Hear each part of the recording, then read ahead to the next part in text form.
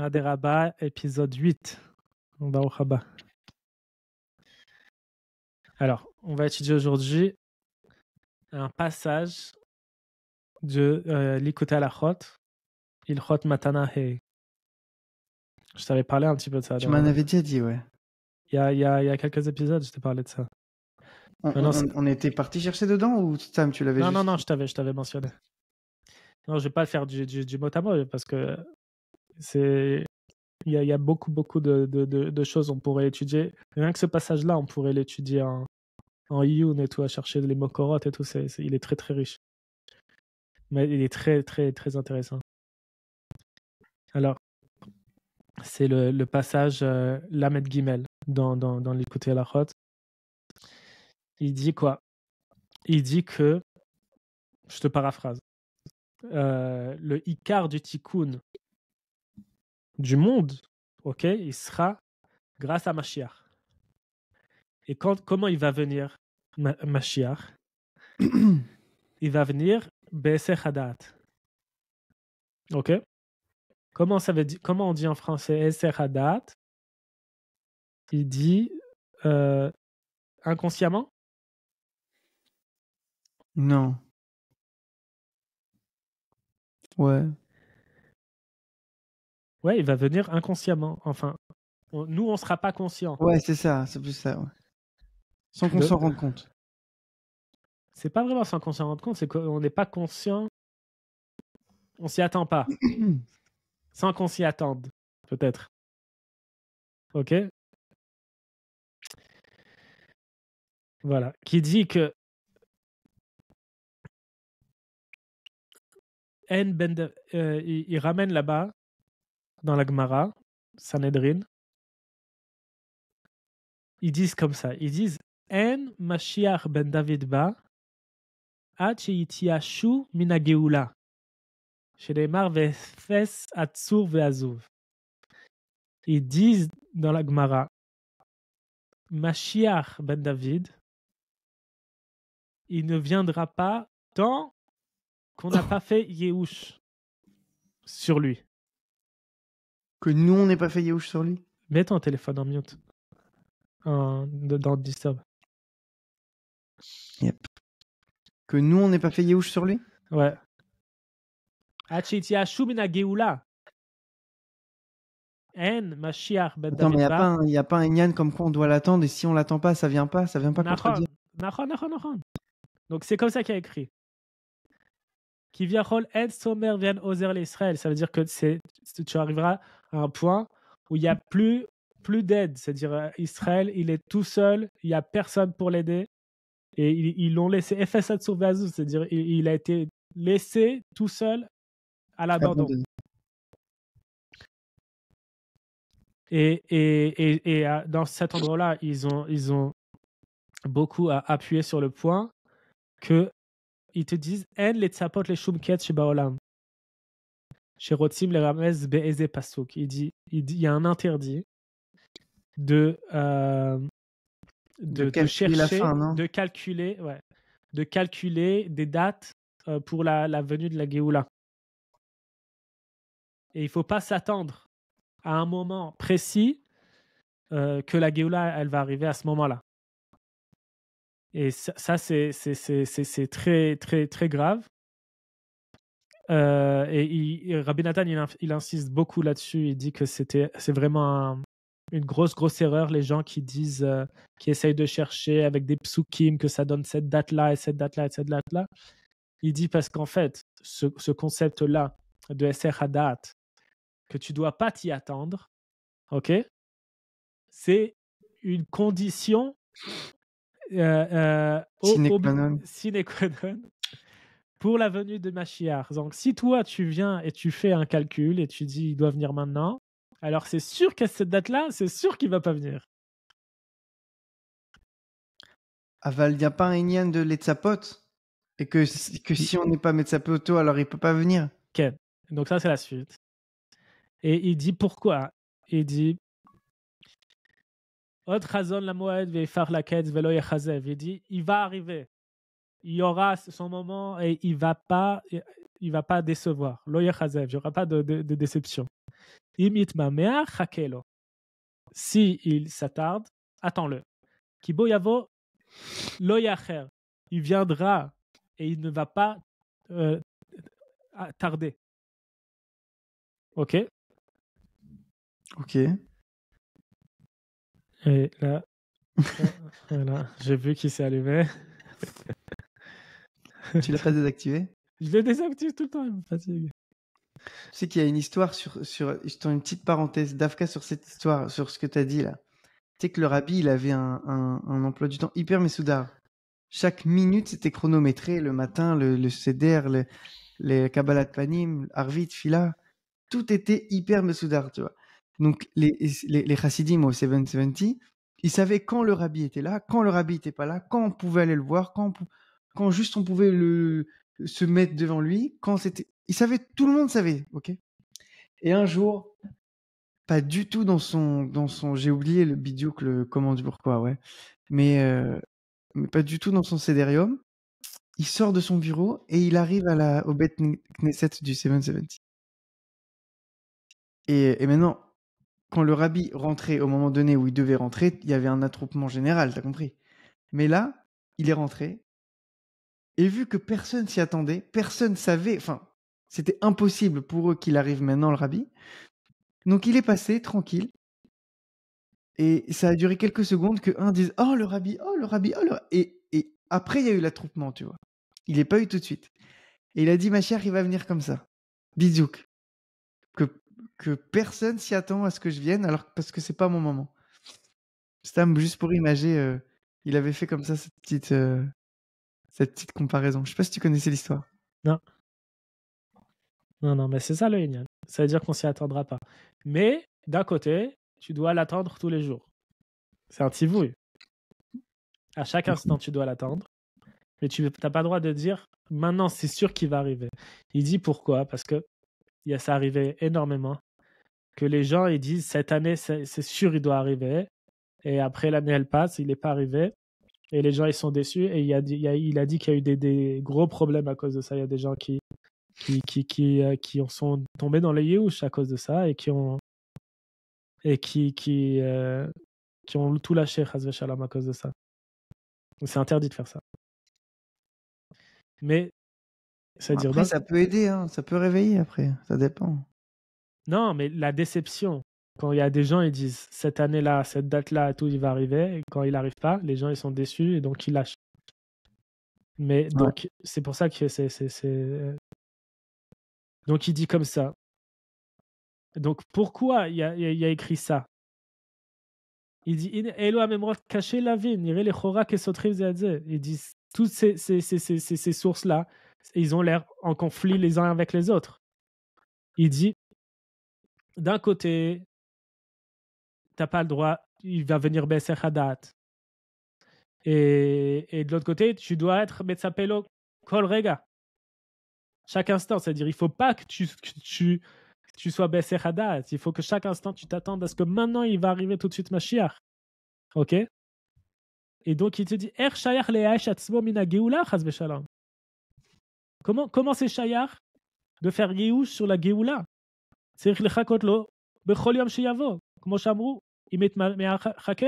Comment tu peux dire une chose pareille? Et en plus, Tim Breslever, ok? Rabbeinu l'a dit en Shum Yush Ba'olam Klal. Et écrit dans la Gemara Meforach. La Géoula, elle viendra que au moment où on fera Yehush sur la Géoula. C'est-à-dire vraiment au ras des pâquerettes, quoi. Il y a plus d'espoir. C'est qui pose la question sur Rabbi Nathan? Sur son... Oui. Okay. C'est une kushia sur ce qui est écrit dans la Gemara. C'est incroyable. Il dit, mais ce qu'ils disent, les Chachamim, c'est Amok Miniyam. C'est Dvarim, c'est profond, une profondeur immense sur ce point-là. Il dit, il faut comprendre que ce qu'ils disent, c'est des remazim. Comment se comporter sur ce sujet-là pour pouvoir se renforcer dans notre espoir, pour rapprocher et pas pour éloigner Chas v'Shalom. Parce que s'ils disent ça, la kavana de Rabbeinu Zal, quand ils disent il faut faire Yehush, leur kavana, c'est pas de te donner du désespoir, au contraire. C'est d'Avka de te donner de l'espoir. Donc il faut qu'on comprenne ça. Si tu lis ça d'après le pshat, tiens, t'es fracas, c'est-à-dire une fois que tu Tu comprends sais que c'est Yehush, compliqué ce que tu dis, parce que la majorité des gens, ils lisent ça d'après le pshat. C'est compliqué. Alors, il y a des phrases d'après le pshat qui sont l'inverse de ce qui... il dit c'est que toi, tu l'as pas compris le pshat. C'est tout. Non, le pshat, C'est Rabbi Nathan, Rabbeinu même, il a dit, sur les Inyanim. Il y a des choses qui sont écrites. Tu lis des choses de Moussar, ok, qui peuvent être très violentes. Et il dit, est-ce que c'est vrai ou c'est pas vrai? C'est sûr que c'est vrai que c'est tout ce qui est écrit. Mais si toi, ça te casse, alors c'est pas pour toi qu'il a dit. Ça veut dire que toi, tu n'as pas compris sa kavana. C'est-à-dire, c'est sûr que sa kavana, c'était pas de te casser. Sa kavana, c'est de te renforcer. Si tu lis ça et que ça te casse, c'est que tu n'as pas compris, c'est tout. Tu n'es pas du niveau de comprendre. Donc, si tu vois ce qui est écrit dans la Gemara et tu dis, laisse tomber et tout, ça veut dire que tu n'as pas compris. Et donc, c'est pour ça qu'il vient élaborer Rabbi Nathan pour que tu comprennes. Il te dit que le Ikar, c'est la pshitut et la tmimut, la simplicité absolue. Les amin, chez Bevadai, Boyavo, Loyacher. C'est sûr qu'il va venir et il va pas tarder. Mais, en même temps, Asur lechakot leshum ketz. Velomar chez Mearaou, chez Avo Beshana Azot. C'est interdit d'attendre un moment spécial et de dire c'est sûr que maintenant ça va arriver. Et ça, c'est des choses, mais ça s'est répété dans l'histoire énormément. Il te donne plusieurs exemples que même nous, on n'est même pas au courant, tu vois, parce que c'est passé et tout, mais il y avait apparemment des trends sur des dates. Il te dit, voilà, comme ça s'est passé cette année-là, en Tafresh. Ok, l'année Tafresh, je ne sais pas combien c'est en année civile. Il y a des gens, ils ont dit, c'est sûr que ça va arriver. Et il dit, dans les années précédentes, il y avait en Taf Kouf Nun Zain, en Taf Kouf Samer et en Taf Kouf Péalef. Et c'était toute une liste d'années que les gens.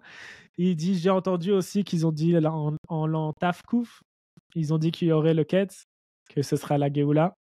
Et il dit, ils ont fait des gros gamim à cause de ça.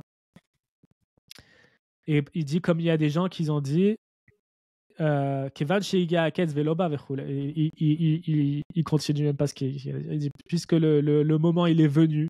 C'est-à-dire que comme les gens ils ont dit, allez, c'est sûr qu'il va venir. Et les gens ils disent, allez, ce moment-là il est passé et il n'est pas venu. Alors, voilà, tout est ouvert. La porte ouverte à toutes les fenêtres. Et là, un autre écrit, les kavod, les rakot et la tamid, ava fal pichen, yé bechilat et serada. C'est-à-dire, ça s'appelle, c'est ça le concept de gesher tsar. Ça veut dire, d'un côté, tu dois l'attendre tout le temps, à chaque instant. Et en même temps, ça sera en Esserhadat. C'est-à-dire, en même temps, tu vas l'attendre à chaque instant. Et en même temps, ça sera, tu vas pas t'y attendre quand il va arriver. Parce qu'il te dit ça s'appelle Ketzaplot. C'est le moment merveilleux. Chez IF Charlavin Shumremez Remus Baolam Matayavo. Tu n'as pas répondu, hein? Quelle question? Comment tu fais les deux en même temps? Mais c'est ça, on est en train d'étudier ça. On est en train de voir. Il te dit que tu dois faire les deux. Ah, mais ok. Tu dois faire les deux en même temps. Ok? Ça dit comment encore?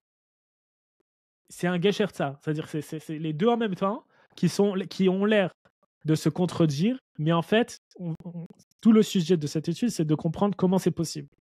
Que les deux en même temps, ils doivent arriver.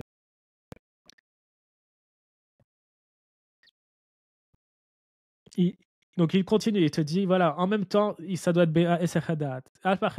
C'est sûr qu'il va venir à son moment-là, et ça sera pitom, ça sera genre soudain, Bessechadat, un moment que personne s'y attend, que personne aurait prévu que cette année-là et ce jour-là, il allait venir du tout. On s'y attend pas du tout. Genre, il viendra jamais en Nissan, en fait. J'en sais rien. Il y a écrit dans la Gemara que c'est le Chodesh HaGeoula. Mais il dit, regarde, il dit ça. Il dit, Ketz Hageoula, le moment de la comment on dit en français, du salut, la Géoula, hein, le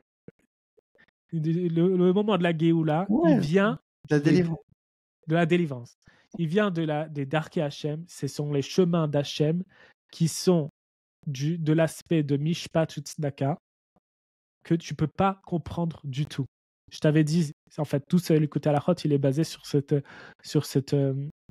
paradoxe entre le fait que Hachem il a créé le monde, il voulait que ce soit d'après le Mishpat, mais finalement il a attaché la Tzedaka, c'est-à-dire d'un côté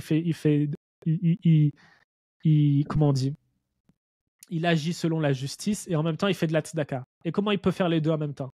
Soit c'est la justice ou soit c'est la tzedaka. Et Hachem, c'est des choses que tu ne peux pas comprendre. Comment il fait les deux en même temps? D'un côté, Hachem, il va se comporter avec toi du côté de la justice et de l'autre côté, il te fait de la tzedaka, que tout ce que tu reçois, c'est du gratuit et ça n'a rien à voir avec ce que tu as fait ou pas. Comment c'est possible les deux en même temps? Et c'est bien, et ces deux choses-là, elles viennent, c'est le même conflit, c'est le même paradoxe. Ok? C'est des choses que tu ne peux pas comprendre.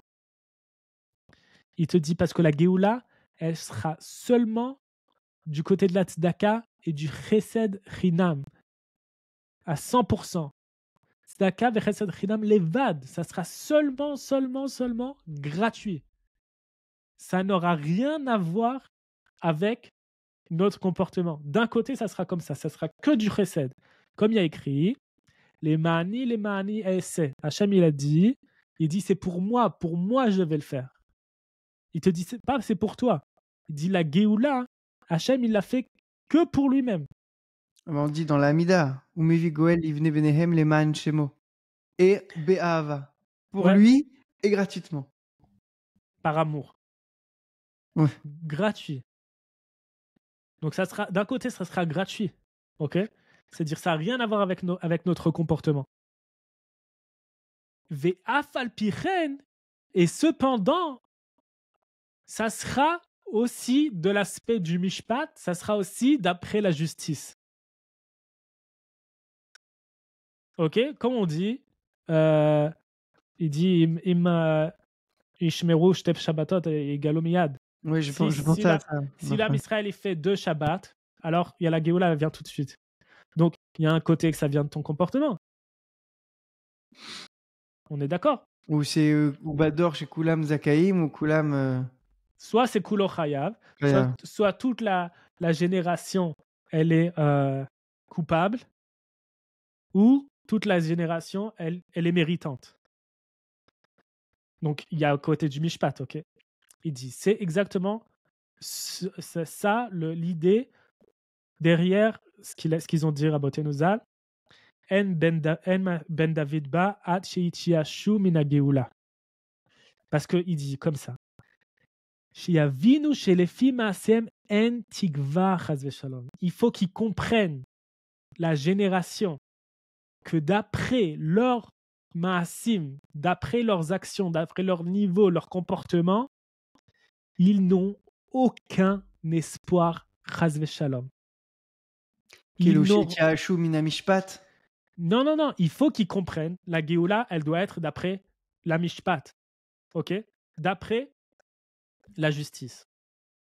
Et donc, tant que tu n'as pas compris, tant que la génération n'a pas compris que elles ne sont pas méritantes, que la génération n'est pas méritante, que toi, tu n'es pas méritant de la Géoula, que tu as aucun espoir d'être sauvé d'après, tu ne mérites pas du tout d'être sauvé. Ok? Ok. Ça veut dire, tant qu'ils ne sont pas arrivés à ce point-là, ok? Et Afalpichen, c'est-à-dire, ils savent qu'ils n'ont aucun mérite, mais Afalpichen, et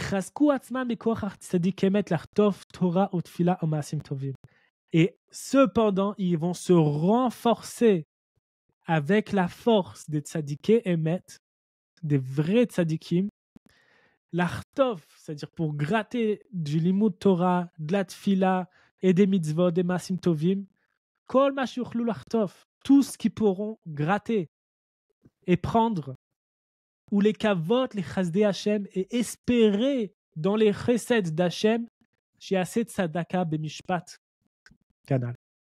Et espérer dans les chassadim, dans la bonté de Dieu, qu'il fera de la tzedaka dans la justice. Ils ont fait Meshon Efraïler, en fait. Exactement. La Géoula dépend de Meshon Efraïler. Ça veut dire... Attends, ils sont Mitia Hashim du côté Mishpat de la Géoula, pas du côté Rachamim. Ouais, parce que c'est sûr qu'elle doit être d'après la Mishpat, la Géoula. C'est sûr. Non, il y a 5 minutes, tu as dit qu'elle doit être... Ah non, il y a les deux côtés. En même temps, ça sera Chesed Rinam. Donc, il y a un Yehush que du côté Mishpat, parce que Bémet, Alpi Tzedek, on mérite rien du tout. Ouais. Et à Falpichen, on lâche rien. Exactement. Mais comme tu lâches rien, alors tu es zoché dans la Mishpat. Alors que tu mérites rien, donc c'est du Chesed en même temps. Tu as compris? Ouais. Il t'a donné le térout de comprendre comment les deux ils sont possibles en même temps. Mais ça, ils te disent, les Breslever, Ilchot Matanahe, c'est le cadeau qu'il nous a donné Rabbeinu, cet enseignement-là. Pourquoi? Ça s'appelle Ilchot Matana. C'est Rabbi Nathan qui nous l'a donné, ce cadeau. C'est la lachot des cadeaux. Il y a des lois dans la lacha. Comment tu peux offrir quelque chose à quelqu'un. Et comment tu peux transférer des biens par cadeau, sans qu'il y ait une transaction financière. Ok. Donc, ça s'appelle Matana, c'est les halachot des cadeaux. Et ça, c'est un cadeau qu'il nous a donné Rabbi Nathan. Mais il faut que tu comprennes. Ça, c'est la base de Meshon Efraïler. Ça veut dire qu'il faut que tu comprennes. Quelqu'un qui se rapproche du Emet. Ok. Il se réveille. Plus il se rapproche du Emet, plus il se rend compte qu'il n'a aucun espoir. Plus il se rapproche, plus il comprend qu'il est nul. Mais plus avant, ça y est, il était tranquille, tu sais, genre on le laissait il pouvait vivre dans la débauche et tout. Il croyait, il savait pas qu'il a. Mais maintenant, il se rapproche du Emet, il se rend compte à quel point chaque chose qu'il fait, c'est pas bien. Il se rend compte qu'il a à quel point le travail il est infini, tu vois. Le Rav Nathan Uzan, il avait dit. Je sais pas s'il aime bien, il aime qu'on l'appelle Rav, mais il avait dit. Non, il aime pas. Enfin, j'entends. Et regarde le Harizal. Il t'apporte dans les Sfarim, le Harizal, des tikkunim, ok, des réparations pour chaque faute. Il te dit chaque faute, combien de jours de jeûne tu dois faire pour réparer ça. Il dit regarde, si tu regardes, tu fais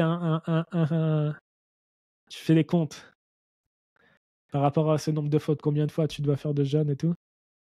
Il te dit, regarde, il n'y a pas assez de jours depuis la création du monde jusqu'à aujourd'hui. Il dit, mais ça veut dire que ça, ce Yehush-là, qui vient quand tu te rapproches du Emet, il est indispensable pour ta Géoula. Parce que tu dis quoi? Ça, c'était mieux de ne pas savoir, c'était mieux de rester endormi et de ne pas savoir. Mais non, mais ta délivrance personnelle, elle dépend de cette réalisation-là. Elle dépend de ta réalisation que tu n'as aucun espoir. Si tu te rends compte que tu n'as aucun espoir, déjà tu t'enlèves un poids. Alors, tant que tu n'as pas compris ça, il n'y a rien à faire avec toi. C'est dans le sujet encore, j'ai rencontré un ami d'enfance cette semaine. Je parlais avec lui. Et il te barère que depuis très longtemps, genre ça fait peut-être 10-12 ans, il s'est rapproché de Ravarouche, tu vois. Et il faisait il boit des doutes, compagnie, tu vois. Et comme tout seul, hein. Alors après, je lui dis, je te fais une petite parenthèse. Après, je lui dis, tu sais ce que c'est, Mission Freiler? Il me dit non. Je lui dis, c'est incroyable. Regarde ce qu'il me dit. Il me dit, dans ma vie, je suis arrivé à des moments où j'ai commencé de boire des doutes avec 5 minutes. 2 mois après, je faisais 10 minutes. Ensuite, 2 mois après, je faisais 15. J'augmentais les athlètes, tu vois. Jusqu'au moment où j'y suis arrivé à 1 heure. Et il y a des moments aussi difficiles que tu passes et que j'avais plus la force. Et il me dit, j'hésitais pas. Pour ne pas perdre mon rythme, je recommençais à 5 minutes. Et ça me prenait 1 an et demi pour repartir à 20 minutes. Parce que, et je retombais, allez, encore 5 minutes. Pour ne pas tomber dans les liens de, bon, je peux plus faire 30 minutes, 40 minutes, c'est bon. J'ai tout perdu, tu vois. Il hésitait pas, même 1 minute. Il hésitait pas, tu vois, à redescendre sans aucun souci pour pouvoir continuer. Je me dis, c'est fou que naturellement tu fasses un truc comme ça. Ouais. C'est beau. Ouais. Vraiment, il m'a fait un frisou de ouf. Il faut que tu réalises ça. Cet enseignement, c'est de la bombe atomique. Il te dit que En, ma chère Ben David Ba, et là, Acheti Ashumena Geoula. Ok? C'est-à-dire que toi, tant que tu n'as pas fait Yehush à 100%, tu n'as aucun espoir. Alors là, c'est sûr que tu n'as pas d'espoir d'être délivré. Tant que tu n'as pas fait Yehush, tu n'as pas d'espoir. C'est-à-dire que tant que le type, il est en mode Masa ou Matan et tout, il étudie la Torah et tout, il va à la synagogue, il met le talit, il met les téphilines, tu vois, il fait les choses trucs. Et Afal Pichen qui dit Kol avodatam le mata, ça s'appelle du sommeil. Ok, le type il fait du business, combien il y a de bonnes actions contre mauvaises actions. Comment être en Yehush si Bémet tu fais des choses? Parce que tu es loin du Hémet. Tant que le type il sait pas à quel point il est loin, il est perdu et il a aucun espoir, alors il n'y a rien à faire avec lui. Tu comprends ce que je veux dire? Oui, c'est dur. C'est-à-dire qu'un type il peut être Oved Hashem. Et je dis, mais tout ce qu'il fait, c'est que ça reste en bas. Comme il dit dans les côtés dans Torah Samer. Ok? Mais tant qu'il n'a pas compris ça, qu'il n'a aucun espoir, tu peux rien lui dire. Et on peut même pas commencer avec lui. Tu vois de ce quoi je parle? Il y a des gens, tu peux même pas leur parler de ces nianimes-là. Tu dois savoir que tu n'as aucun espoir. Ça veut dire qu'en gros... Mais Bémet, c'est pas faux. Je te dis ce que je te dis, c'est pas faux. Ça veut dire que tu dois être en mode survie. Exactement. C'est plus que survie. Tu vas mourir chaque seconde. C'est plus que la survie. C'est de la route. C'est-à-dire que toi, tu dois arriver à un mode, j'ai rien à perdre parce que j'ai rien.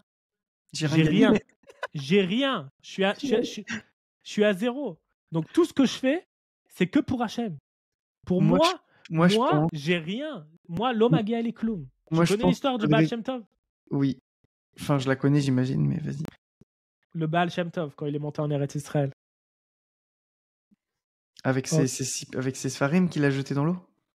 Ça, c'est la suite. Mais il était avec sa fille. Ah oui, il a tout oublié. Il a dit, je donne mon futur pour le gars, là. L'histoire, c'était comme ça. Il y avait un couple de riches allemands qui n'avaient pas d'enfants depuis des années. Pas allemand, il était turc. Il est en Turquie. Non. Le type qui n'avait pas d'enfants, il était allemand. Il a suivi le Baal Shem Tov. Agresse-moi, vas-y. Il n'était pas turc. On a dit il était riche. Il s'appelait Schwartz. Non, c'était un couple de riches allemands, bourgeois, qui ont suivi, ils sont allés chercher une bracha au Baal Shem Tov. Mais le Baal Shem Tov, il était en train de faire son voyage en Eretz Israël. Donc, à chaque fois qu'il arrivait dans une ville, on dit non, il est déjà parti. Et donc, ils l'ont suivi de ville en ville, jusqu'à ce qu'il se retrouve Leila Seder à Istanbul. Ok. Oui, en Turquie. Et tout s'est passé בהשגחה פרטית, que le Baal Shem Tov, lui, il n'avait rien pour faire le seder. Et tout s'est bien arrangé, que finalement, ils ont fait le seder ensemble dans la chambre d'hôtel luxueuse du couple. Et pendant le seder, le Baal Shem Tov, il a dit à ce couple, il dit, je sais pourquoi vous êtes là et je vous le donne. Je vous donne ma bracha, vous allez avoir un enfant. Et à ce moment-là, sa fille qui raconte qu'il a vu qu'il est arrivé dans un inyan de... Il est devenu tout blanc, il avait une grande crainte sur lui, le Baal Shem Tov. Il était en dvekut, en contemplation. Et il a dit comme ça, si c'est comme ça, Ani oved et Hashem lelo olam haba. Si c'est comme ça, je sers Hashem sans olam haba. Et là, il a commencé à être dans une grande joie. Et il a eu une aliyat neshama. Son âme, elle est montée. Et après, il a raconté ce qui s'est passé. C'est que quand il a décrété que que ce couple aurait un enfant, ils ont dit, Beshamaim, ils lui ont dit, tu n'as pas le droit de faire ça. Cette femme, elle n'a pas d'organes pour enfanter. Il faut que tu changes toute la nature et tout du monde. Ils ne sont pas censés avoir d'enfants, ce couple-là. Et si tu leur donnes, on va t'enlever ton olam haba. Et quand il a dit qu'il leur a donné la bracha, ils ont décrété Bashamaim que le Baal Shem Tov avait perdu son olam haba. Et à ce moment-là, il a dit, si c'est comme ça, je vais servir Hashem sans olam haba. Et il a une grande, grande, grande joie. Il dit, maintenant, je vais pouvoir servir Hashem sans olam haba. Sans olam haba. Tout ce que je fais, c'est que pour Hashem. Donc, il a été une grande, grande joie. Et là, ils lui ont dit, si c'est comme ça, tu récupères ton olam haba. Mais il y a même une version qui dit, c'est pas la version de Breslev, c'est une autre. Il y a d'autres acidotes qui racontent des histoires avec des différences dans les versions. Il y a une version qui dit que c'est le Samer même lui-même qui est venu et qui dit, je ne suis pas prêt à ce qu'il serve Hachem sans olam haba, parce que s'il fait ça, moi, j'ai plus de travail. Yeah. Et c'est le Samer même qui lui a dit, je décrète qu'il récupère son olam haba. Je suis pas prêt qu'il y ait un être au monde, dans ce monde, qui serve Hachem sans olam haba, sinon c'est fini pour moi. Wow. Bah, en vrai, il aurait eu plus qu'un olam haba. Il aurait pas eu rien. Il serait monté, il aurait pas rien eu. Ah, mais c'était décrété qu'il n'y avait pas. Mais c'était le décret, hein. Je crois qu'il rigole. Mais ça veut dire qu'il serait monté, il serait allé où? Il n'y a pas d'Otménik, hein.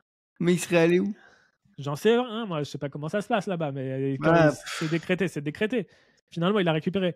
Mais c'est pour te dire que le Baal Shem Tov, c'est-à-dire c'était le summum du service divin, et c'est le summum de sa joie qu'il puisse servir Hachem sans olam haba. Moi, je pense qu'on devrait l'étudier sur texte. Peut-être pas maintenant, mais à part tous les deux, ce Matanahei. Bien sûr. Parce Elle est que... énorme, elle est c'est une grosse halakha, il y a énormément de... Vas-y, je suis chaud. Parce que les hachlachot de ce que tu dis, on peut pas... Je trouve ça puissant, mais on va éteindre l'ordi, dans 2 heures, j'aurai oublié, tu vois. Et ça me saoule, parce que tout ça, c'est une de Michel et Frères. C'est pour ça qu'on fait ce podcast. C'est pour comprendre. Il faut que tu intègres ça. Mais regarde, je vais l'intégrer en l'étudiant, le truc. Je vais t'expliquer un truc. Explique-moi. Les gens, il y a des gens dangereux dans le monde. Tu sais c'est qui les gens les plus dangereux du monde? Les gens qui sont moufkarim. En français, tu dis quoi? Les gens sans foi ni loi. Il y a des gens dans le monde, ils ont rien. Ça veut dire que ils n'ont pas de famille, ils s'en foutent de l'argent, ils s'en foutent de leur propre vie, ils s'en foutent de tout. Tu peux rien leur faire. Ça, c'est des gens dangereux. Ça, c'est des gens dangereux. Tu leur dis, je te mets 10 ans de prison, ils s'en foutent, ils ont rien à perdre. Ils ont rien. Ils sont en FK-route. OK? Ok. Si toi, tu prends ça dans la Gdoucha, tu peux être la personne la plus dangereuse pour le Samer même. Si tu arrives à cette révélation-là, à cette compréhension que tu as rien, mais c'est vrai, il faut que tu le comprennes et il faut que tu le saches, que tu ne mérites rien, tu as rien, rien, rien, rien, rien. Et tout ce que tu fais, tu n'as rien à perdre. Tu fais ça que pour Hachem. Parce que si tu es en train de faire du Massa au Matan, tu crois que tu as quelque chose, ok? Alors, on peut te mettre de la tristesse, ok? Si le mec, un jour, Ras de Shalom, il se lève et 11h du matin, il a raté Kriyat Shema. Alors, ça va l'énerver. Mais le mec qui est dans la FK route, il va pas s'énerver, mais il dit, moi, j'ai rien, moi. Moi, j'ai rien à perdre. Moi, je fais Kriyat Shema, c'est que pour Hachem. Je fais pas des comptes. J'ai pas de compte, j'ai rien.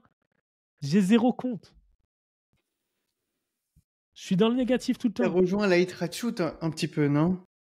Aujourd'hui, je suis à 0. Aujourd'hui, je commence. Mais c'est vrai. Là, il Trachut, il dit Rabbeinu, le Inyan là de la Ani Hayom Yelit Ticha. Il y a toute une Torah sur ça. Que Mashiach, on dit sur lui, c'est je t'ai enfanté aujourd'hui. Il est à 0, il commence de 0. C'est maintenant qu'il vient de naître. Il est à 0. Donc tout ce qu'il fait, c'est que du plus. Mais ça, c'est les gens, tu vas avoir des Ovdei Hashem dans le monde comme il n'y a jamais eu. C'est ça qu'il a dit à Rabbeinu. Je vais faire de vous des tzadikim comme il n'y a jamais eu dans le monde. Si tu prends ça, ça s'appelle la Hefkerut d'Ikdusha. La Hefkerut dans la Gdusha, c'est dire tout ce que tu fais, c'est que pour Hachem et tu fais pas de compte parce que tu n'as rien. Tu es quelqu'un de dangereux. Mais dans le bon sens du terme. C'est dire que tu n'as pas le droit d'être Beatzvut. Il a dit Rabbeinu. En particulier, quelqu'un qui fait tchouva, qui se rapproche de la Torah, lui, il n'a pas le droit d'être Beatzvut. Il doit être que en Meshumé Freiler. Ça, c'est du Meshumé Freiler Hamiti. Il dit, moi, je suis rien, regarde. Ça, c'est Meshumé Freiler. Il dit, j'ai plus. Le roi, il a perdu la royauté. OK? Donc, je suis plus un roi. Je suis rien. Mais tout ce que je fais, je me laisse pas abattre. Et tout ce que je fais, c'est Jafal Piren. C'est que pour Hachem. Tu te rends compte comment c'est de la bombe atomique? C'est très puissant. C'est à méditer, ça. Enfin, c'est à travailler, à étudier.